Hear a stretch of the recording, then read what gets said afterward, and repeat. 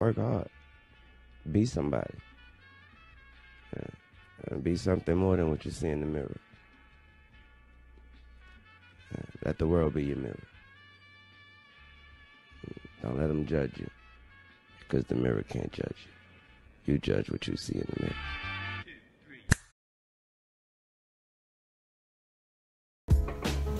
What's up, YouTube? It's Tyler Knight, and you're tuned into Ty's Life. I'm about to be reacting to this JxmyHighroller video. It's gonna be another Michael Jordan video. Yeah, I've been reacting to a lot of Michael Jordan videos recently. Basically like a Michael Jordan marathon, whatever you like to call it.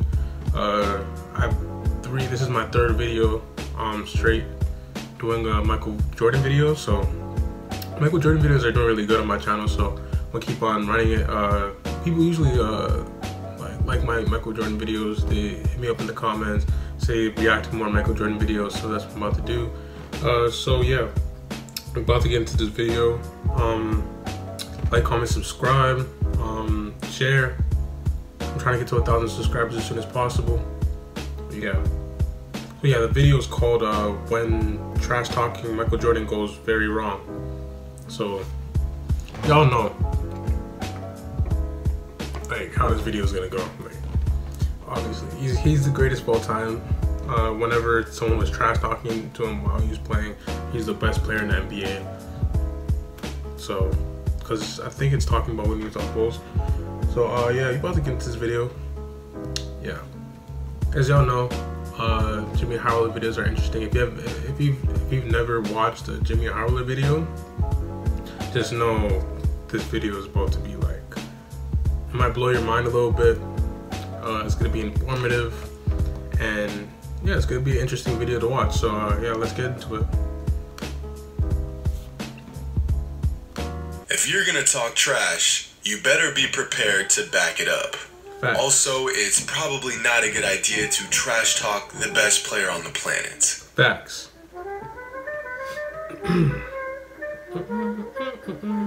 What's up, everybody? It's Jimmy, and if you've been tuning into this channel for some time now, you're probably familiar with some of the all-time trash-talking moments in NBA history. Regardless of who it is or what was said, someone is getting bodied. Sometimes physically, and sometimes in more devastating cases, mentally. I mean, come on. It says it right here in Chapter 1, Rule 1 of the Hooper's Handbook. Thou shalt not talk the talk if thou cannot walketh the walk. And today's story is no different. But to really dive into this one, we have to take a trip back to the mid-90s when a young player with all the talent in the world decided he would pick a fight with the greatest player to ever lace up. Stackhouse, come on. You did not do that. You did not do that. You know better, man. Are you serious? He's crazy. Stackhouse is really trying to talk that trash to Jordan, huh? That's crazy. You must have been a hothead back then. Crazy to talk trash to Jordan. Enter Jerry Stackhouse. Back in the mid-90s, Stackhouse was the most electrifying guard in college basketball. As a rookie out of North Carolina, Stackhouse averaged nearly 20 points per game and was a headliner for a young Sixers. He was nice back then. The moment Stackhouse stepped onto a court, he was anointed as a prodigy. Growing up, Stackhouse was the youngest of 11 children, so he had to fight for absolutely everything. Combine his incredible talent with his relentless dog mentality, and you get one hell of a hooper who can ball out on just about anyone, talk smack while doing it, and even throw up the dukes if you really want to go that route. If we take a look at Stackhouse's fighting resume, you will see that it's ripe with victims and extensive in its numbers.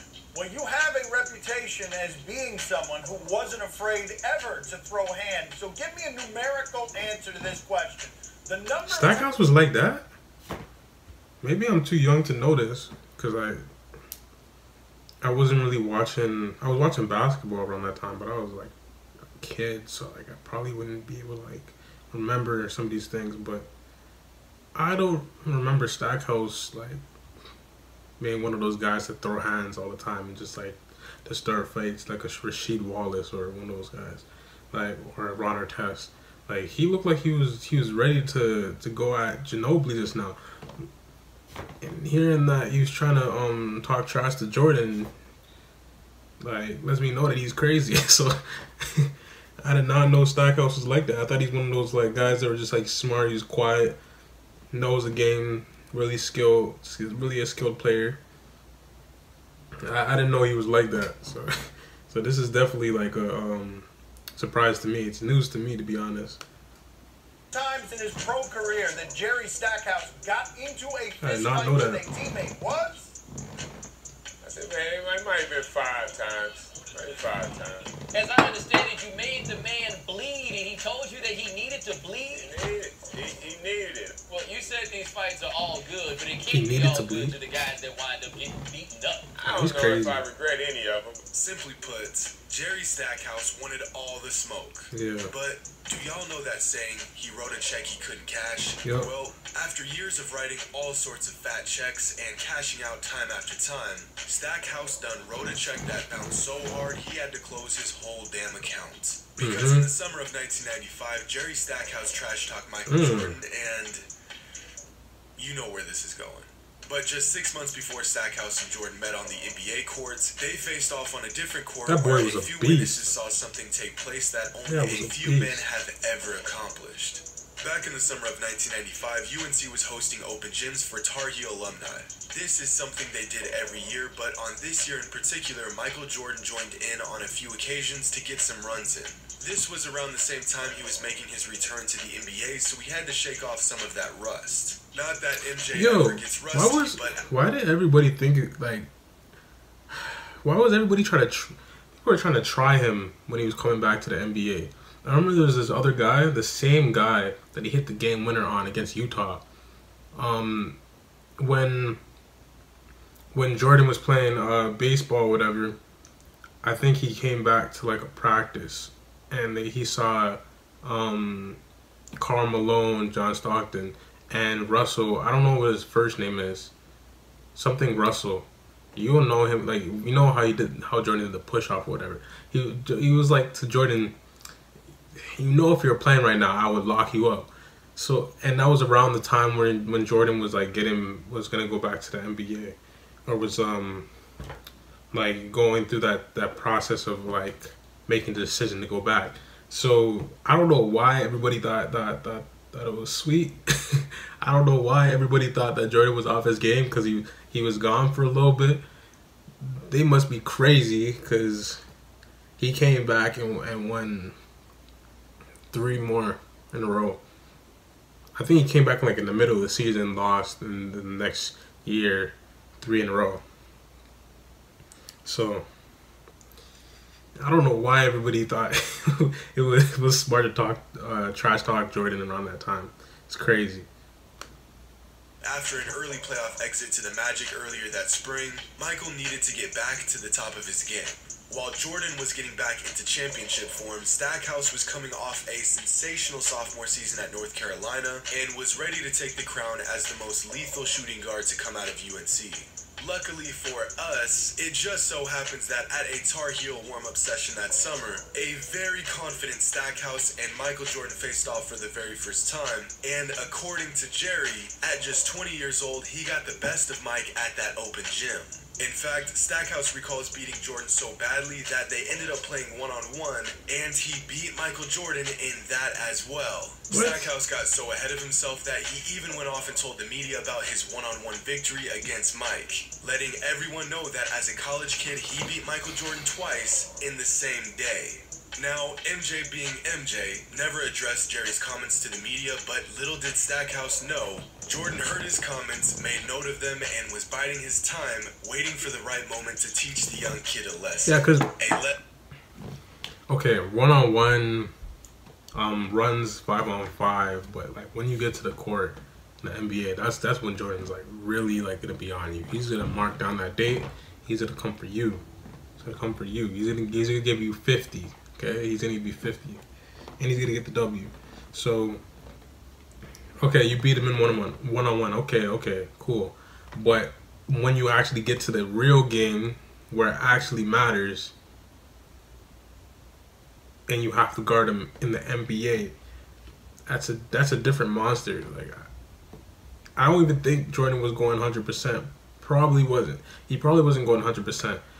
And in game, Jordan's 80% will cook Jerry Stackhouse. Jordan's 75% will cook Jerry Stackhouse. Like, him not trying. So he probably, like, he was in runs. He's probably, you know what, I'm gonna play, but I'm not gonna be like going all out like it's an NBA game or whatever.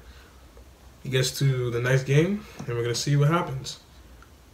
Probably gave him 50. Lesson that he would soon never forget. I was a good player, but something was We're about to see what happens. Even with programs I use, I wouldn't be surprised if he gave him 60. Fast forward a few months, and Stackhouse is now in the league, having an absolute monster rookie season, averaging 19-4-4, but still struggling to put together some wins. Yeah. And regardless of their team's success, it was clear that Stackhouse was going to be a star in the NBA for years to come. But no matter how many points he put on the board, no matter how many heads he turned, Stackhouse couldn't avoid that inevitable matchup against the man that he beat one-on-one. That man who was leading the MVP race, averaging 30 points a game, and was sitting on a 29-3 record on the season. It was a matchup that every fan was looking forward to, but one that I wouldn't be surprised if Stackhouse lost sleep over. Imagine you're a 21-year-old rookie. Everyone is in awe of the tear you've been on.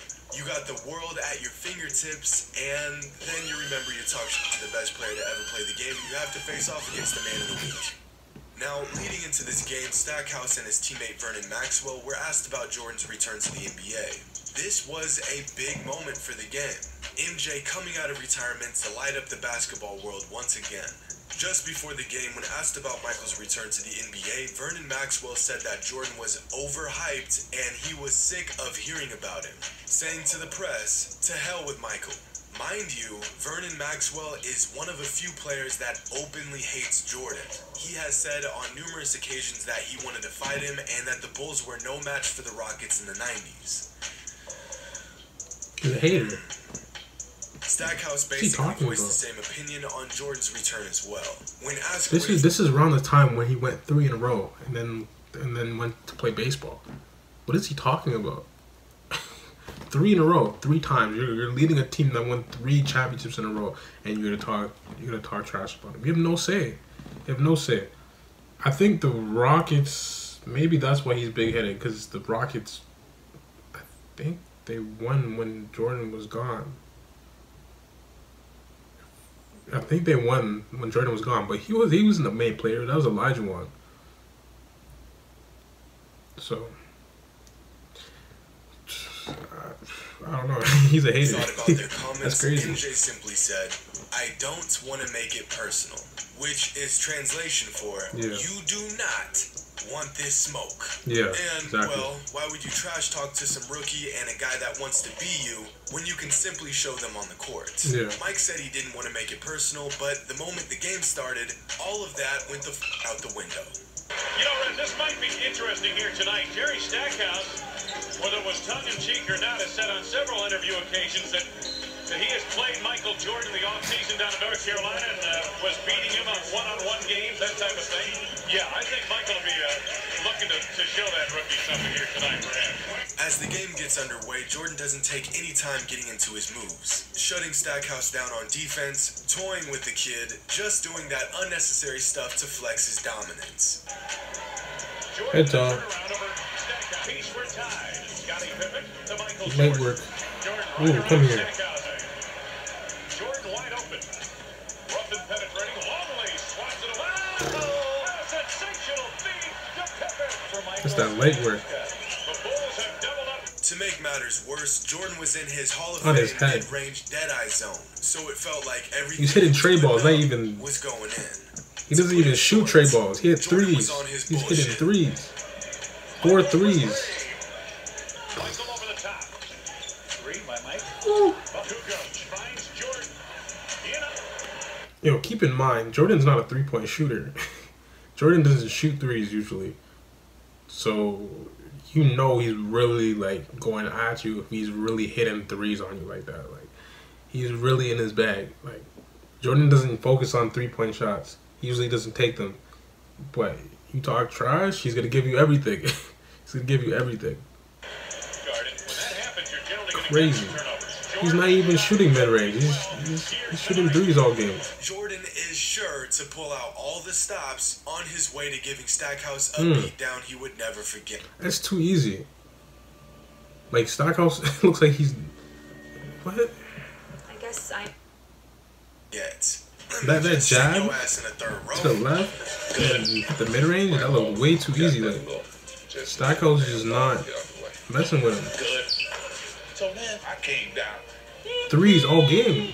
Michael has 15 by the end of the first, 28 by Yo, how many threes did he hit this game?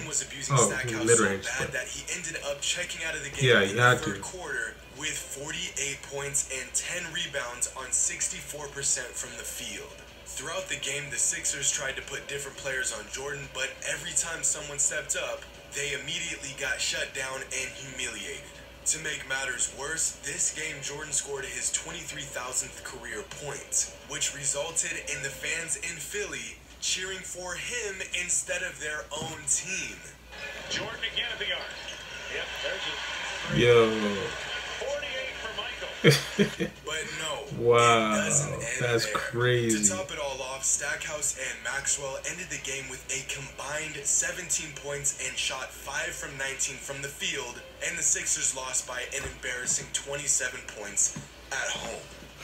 After saying he beat Jordan on multiple occasions, saying he beat him one-on-one, and then saying he didn't give a damn about his return to the game, Michael Jordan proceeded to drop 48 points, reach a career milestone, and toy with Jerry Stackhouse in his own building. 48 points. And he got subbed out in the third quarter. He could have had 60. That man could have had 60. He could have had 70 if he wanted to. The buckets he was getting, it just looked way too easy. It looked effortless. It looked like he was not even playing 100%. It looked like he was just like putting up shots. Like, it looked like a clinic out there. Bruh. Sheesh. But then again, what else do you expect? You'd think after all these stories of Mike destroying cats that tried to trash talk him, dudes would stop trying to trash talk him. Yeah, when did they learn? But I guess some things never change. Oddly enough, years later, Stackhouse and Jordan actually played on the same team for a season. In 2002, they paired up on the Washington Wizards, where one player claims that Michael would sing Anita Baker to get inside Jerry's head. No, for real, like mid-practice, a 40-year-old Mike would just start chirping classic R&B tracks while mopping the floor with a prime Jerry Stackhouse. Then again, when asked about this, Jerry denies all claims, saying that it never happened. Right. Okay. Well, if one thing is for sure, it's that no matter how good you think you are, no matter how much success you've had, and no matter how on top of your game you get, it is always a terrible, awful, and borderline dangerous idea to talk smack to that man, Michael Jordan. Thanks. Hope you all enjoyed, and as always, until next time.